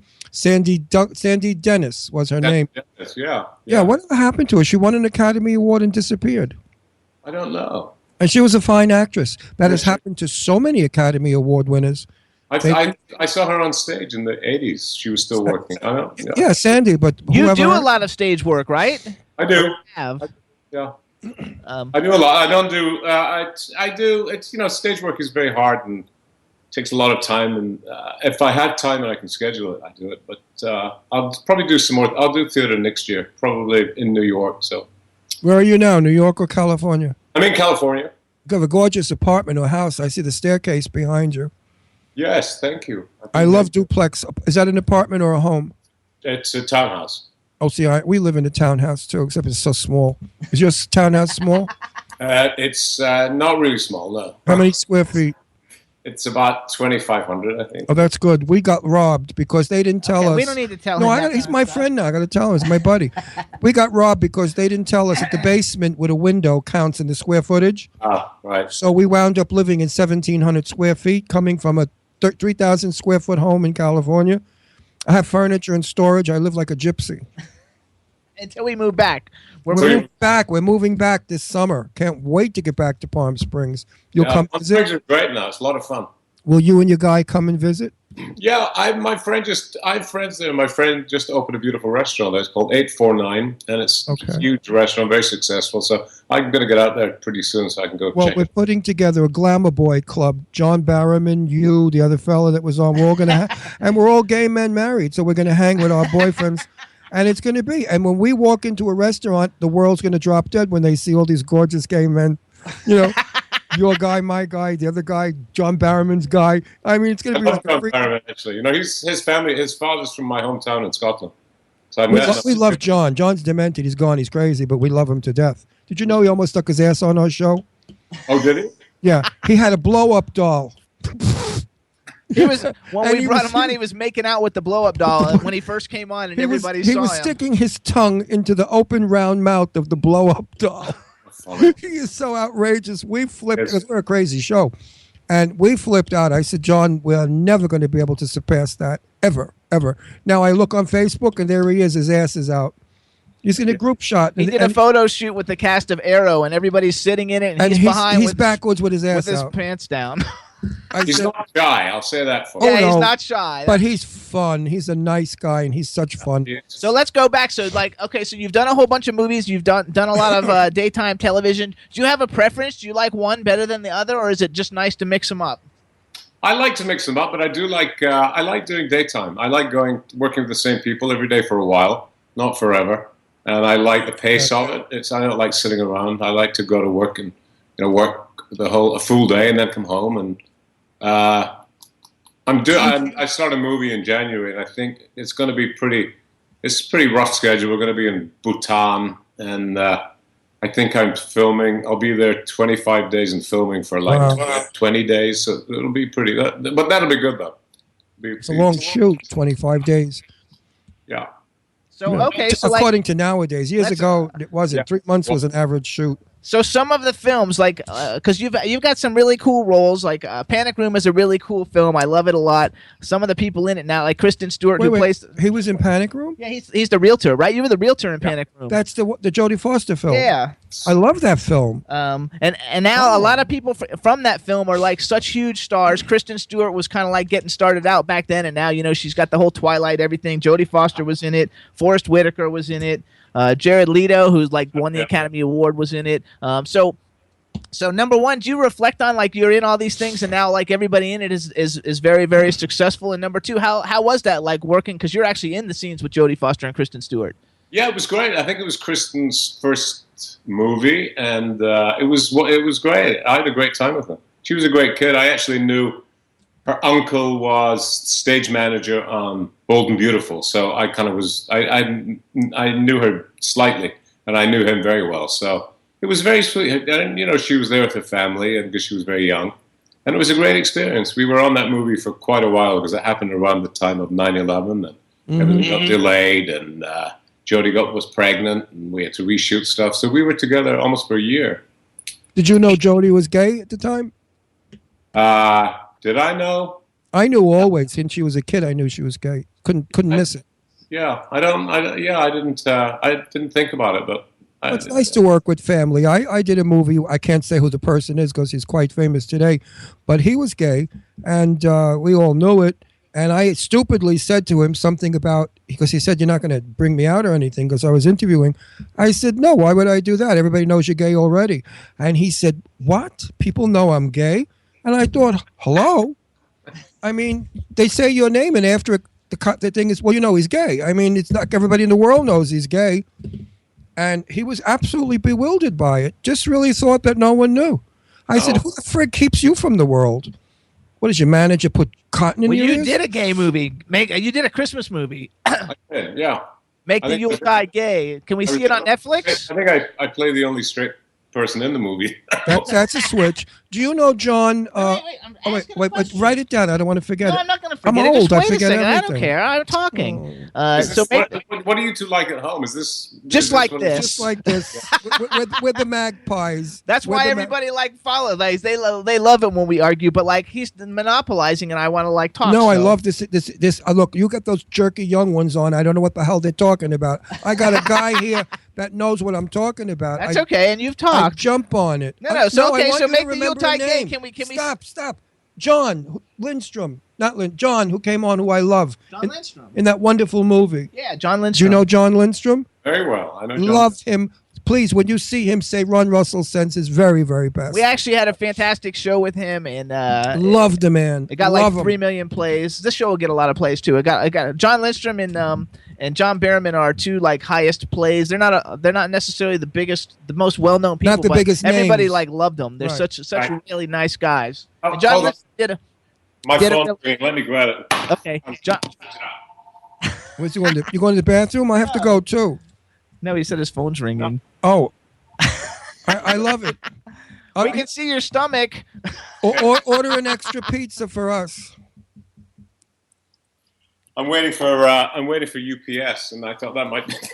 Okay, that's okay. So we'll go back though. So you did a movie, Make the Yuletide Gay. Is that movie actually available that we can see it on Netflix or anywhere? I'm not sure where it is. I think it is. People see it. I think every Christmas people see it someplace. I always get the title is familiar to me. Make the Yuletide Gay. Yeah, I would never forget that title. You also did a movie, American Loser, with Sean William Scott.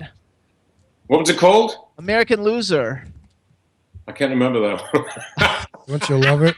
Don't you love it? Isn't that cool now that you do so many things? Because I've seen a lot. Okay, but you also did Twin Peaks. Are you in the remake that they're doing now? No, I would like to be, but I'm not. I don't know anything yet. I'm not. I would like to be. Yeah, it'd be great. But we'll see.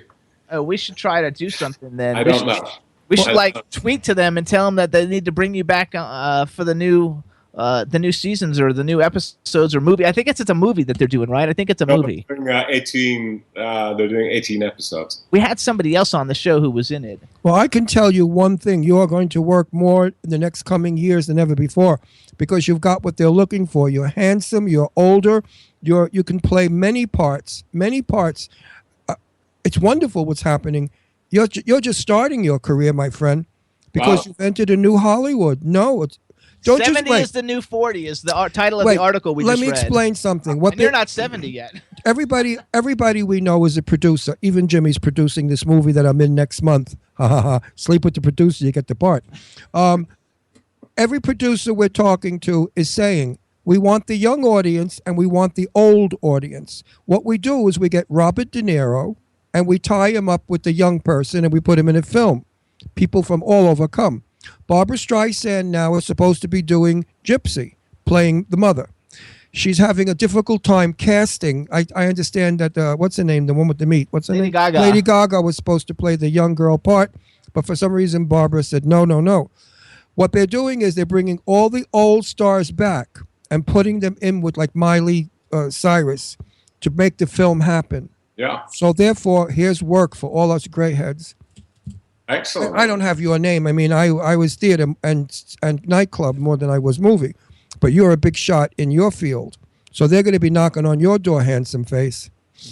I shall keep in touch with you and let you know how that goes.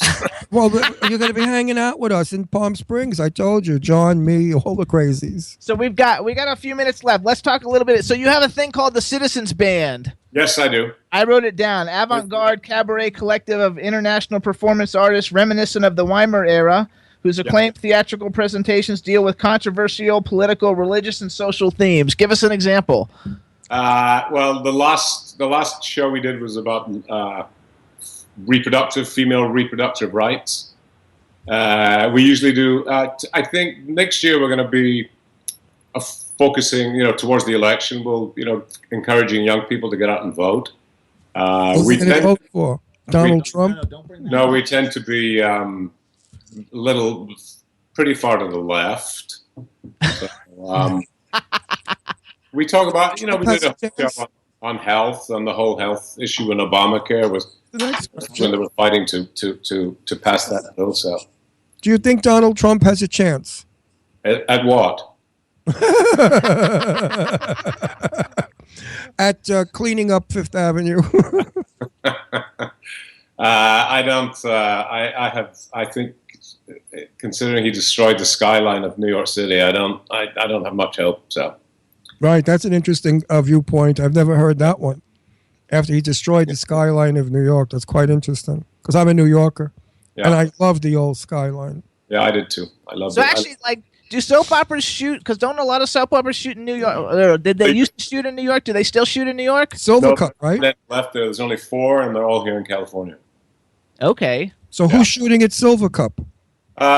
They never. I don't know if they ever shot there. They were actually. I think Silvercut right now is probably Lena Dunham and maybe. What's the other big show out there? That's. I can't remember. The detective show with Jane Mansfield's daughter. They shoot Law and Order. Law and Order shoots there. Aren't they? I thought they were in Manhattan, over on the pier, the west side. No. Law and Order shot out of Silvercup. Silvercup. I like that. Queens Plaza. They use Queens Plaza as their backgrounds, which is right downstairs from Silvercup. And there's a few other shows that shoot out of Silvercup. Now they're building another big. Astoria Studios is back, and they're building another big studio in Queens Plaza also. Oh, great. So, film is coming to New York. Good. So you have a ton of fans in the chat room. A lot of them are asking questions. How about things like? Do you have a particular out of all your daytime soap opera different roles? Do you have a character that you liked better, or a soap opera that you enjoyed more working on? I played a psychiatrist on Bold and Beautiful, and I liked that character very much. He was just a good guy. He was a good character. I loved my character on General Hospital too. Duke Lavery was a great character. Those two. All your characters, all your characters, because you're always the ladies' man. I didn't watch Bold and Beautiful, but on General Hospital, because I used to love Finola Hughes. Yeah. I still love Finola Hughes, but back then, I hadn't figured out that I was gay, and so otherwise I would have liked you more. But I thought Finola Hughes was so wonderful, and I thought she's so nice, and it would be so great, to know her and stuff, and I saw actually recently I saw a picture on your Twitter stream you were with her, so obviously you still stay in touch. Yeah, we're very close. One of her son is my godson. Oh, congratulations! I would like to ask you a question. I'm going to bring up a name from many, many years ago when you were a youngster. Did you ever know K.C. Michaels? He was a soap opera star on. I went out with him when I was 17 years old, and he was 34. And I thought, oh my God, he's a movie star. K.C. Michaels was on maybe Young and Restless back in the name is familiar, but I don't. Early in the late 50s, 1957, 58. No, I don't. Gorgeous guy, blonde, tall, handsome, blue eye. Look like Jeanette McDonald's guy, Gene Nelson. Not Gene Nelson. Whatever. Anyway, yeah, I guess he would be dead now. He could be like 87. Wow. No, I never met him. I've heard the name, but I never met him. K.C. Michaels. And that was a time when they had to really hide their gayness. And I was 17 looking 12, and K.C. was 34. And whenever we went out, he used to try to pass me off as his nephew. And my favorite date with KC was in Greenwich Village, was 1 potato, 2 potato. Imagine I was dragging this famous soap opera star into a little hamburgeria where all the kids ate. It was so charming. He was lovely. The lovely guy. I never had sex with him. I was terrified of him. Don't talk about sex. Why am I not allowed? We don't have sex, Jimmy? No, but we don't talk about it like when. I like this guy. He's my friend. I know, but it doesn't make any difference. There's millions of people like listening. All the people that listen are my. How do you think we're the #1 TV show with 28 million viewers? If I sit here talking about my fingernails, nobody's going to care. You got to talk about the good stuff, baby. Our show is okay. So is your our show is a conversation show. We all sit here and bullshit like we're in a restaurant talking. So is your significant other in the entertainment industry? He's on the periphery of it. Yeah. He has. Yeah. What does that mean? He's not a performer. Oh, he's a background person. He works with entertainment people. Oh, he's in the managerial position. I'm doing What's My Line. No, this is What's My Line. I've always wanted to do What's My Line. Oh my God, I'm doing What's My Line. Does he like manage people like strange people? Remember that stupid show, What's My Line? Is he gorgeous? I'm sure he's gorgeous. He manages, I think. He has to be gorgeous for you to like him, right? Yeah, he's. You wouldn't be with some fat, ugly old dog. Neither would I. When I met Jimmy, Jimmy picked me up in the mall. I was walking in white jeans, white flip-flops, and a white shirt with my pure white hair. And Jimmy walks up to me and he said, "You're the most gorgeous man in this mall." I said, "Get the fuck out of here." I did. I thought he was an idiot. And he was dressed in these weird clothes with earrings, and he looked strange. And he followed me through the mall. And I went into Bed Bath & Beyond, and I'm looking out the window, and there he is at the bottom of the escalator waiting. Now I said to myself, this is a weirdo. I'm going to have to deck him when I go down there. And I went down, and I looked at him, and he's following me some more. Nothing happens. Months pass. I'm in there with a date, my boyfriend Burton, and he finds me again in the mall. He must have cruised the mall all day. And I was shocked. And anyway, he told me that his name was Jimmy Starr, and he had a radio show. And I thought, okay, so he's normal in my world. And I said, I'm Ron Russell, I have a television show. And we became friends. I still didn't like him. I mean, I thought he was sweet and wonderful. But because then we went and we did a play together, and he put on a suit and a tie. I fell in love. He was the most gorgeous thing in the world, dressed like a human. I mean, with the suit and the tie. I was a rock star clothing designer, and I used to wear really wild clothes. And I dress, I've dressed Elton John, Madonna. Like clothes where it's torn at the crotch and there's a piece of underwear hanging out. I'm not seen with men like that. I'm sorry. But anyway, I flipped over Jimmy. When he was in that royal blue suit, oh my God, he was gorgeous. So let's go back. Okay, so Ron likes old Hollywood. We've got 4 minutes. So do you have a favorite like older Hollywood star, like a Hollywood legend? I was very fortunate because when I came out here to live in the 80s, Jane, of course, was still around. I got to spend time with her, with Martha Ray, who I loved. Martha was a dear friend of mine. Maggie, are you kidding? Maggie, I knew her from Florida, from Billy Lee's. Yeah. Oh my God, Maggie was my best bud. Okay, how about like male one? Like I'm a huge Cary Grant fan. I never saw any of the black and white movies until I met Ron. I had never seen any of them. I'm a big Cary Grant fan now. Yeah, Cary Grant I like a lot. Kirk Douglas, I've met Kirk several times. He's a wonderful man. Never met him. Joan Leslie, I was very close to. She just passed away about a month ago. Yeah, never knew her either. Do you have do you have a celebrity, like, since you've worked with a lot of really big people, do you have like the ideal celebrity or person that, wow, like if you were going to be able to work with somebody, do you have somebody you haven't worked with that you think would be really great if you could be cast and work opposite? No. Okay, that's good. You could have used my name, you dog. But getting back to Maggie, I knew Maggie in the 60s when she was married to Rocky Graciano, and they lived in Forest Hills, Queens. And I went to a party at Maggie's house, I remember, with a few friends of mine. And as soon as we walked in, she said, "Oh, thank God the gays are here. Could you cook something for everybody?" I don't know what to do. The caterer couldn't come and bring it. And I was saying, "When are the gays coming? When are the gays coming?" Maggie was a doll. She had a brother who had some kind of an affliction, an illness of some kind. I was like 17 when I met her at the time with Milton Berle. Oh my God! It was all the people from television of the day. Faye Emerson, all those people. We used to go to a restaurant in New York called the. You got 2 minutes. Anyway, was on 3rd Avenue. They knocked it down. I was always very nice to her brother because he was gay, and nobody else was, and I was kind, and Maggie appreciated that. Milton Berle chased me. I was 17. Milton Berle didn't leave me alone. And nobody knew that all those dresses he put on, honey, he was enjoying it. Trust me.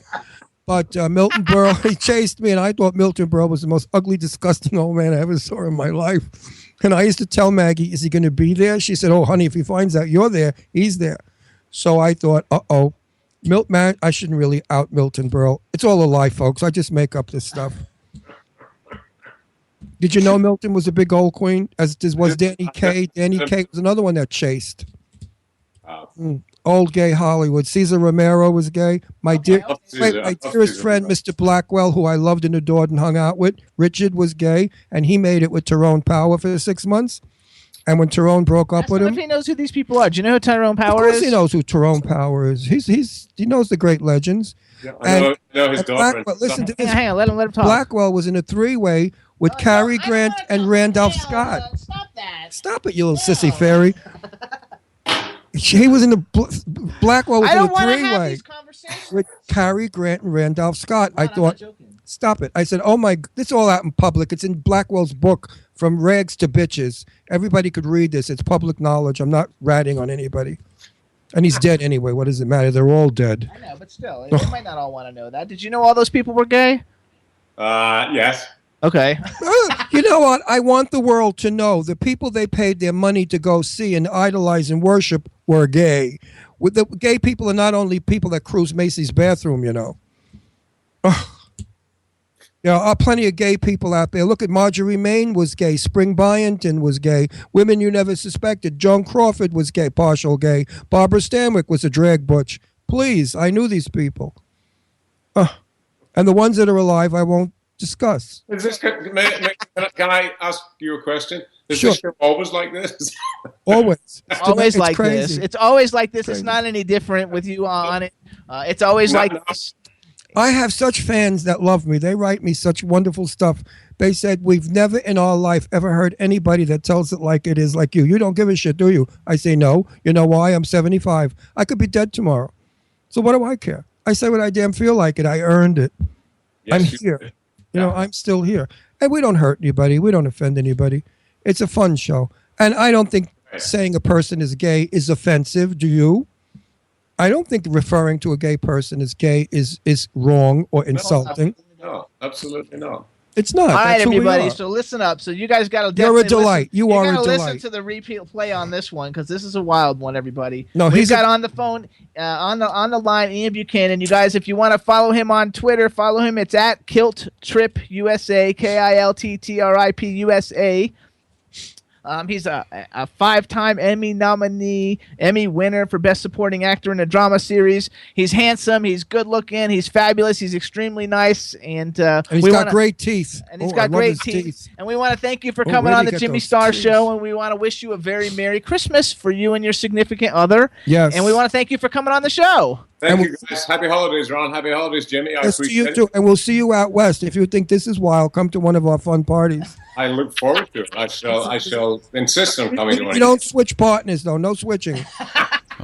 We don't do 3 ways. No switching. We just get crazy and have fun. Ian, thank you so much. Have a Bye, happy Ian. Merry Christmas. Thank you, guys. to Merry you Christmas. guys. Happy New Thank Year. you. Bye-bye. You were a delight to have.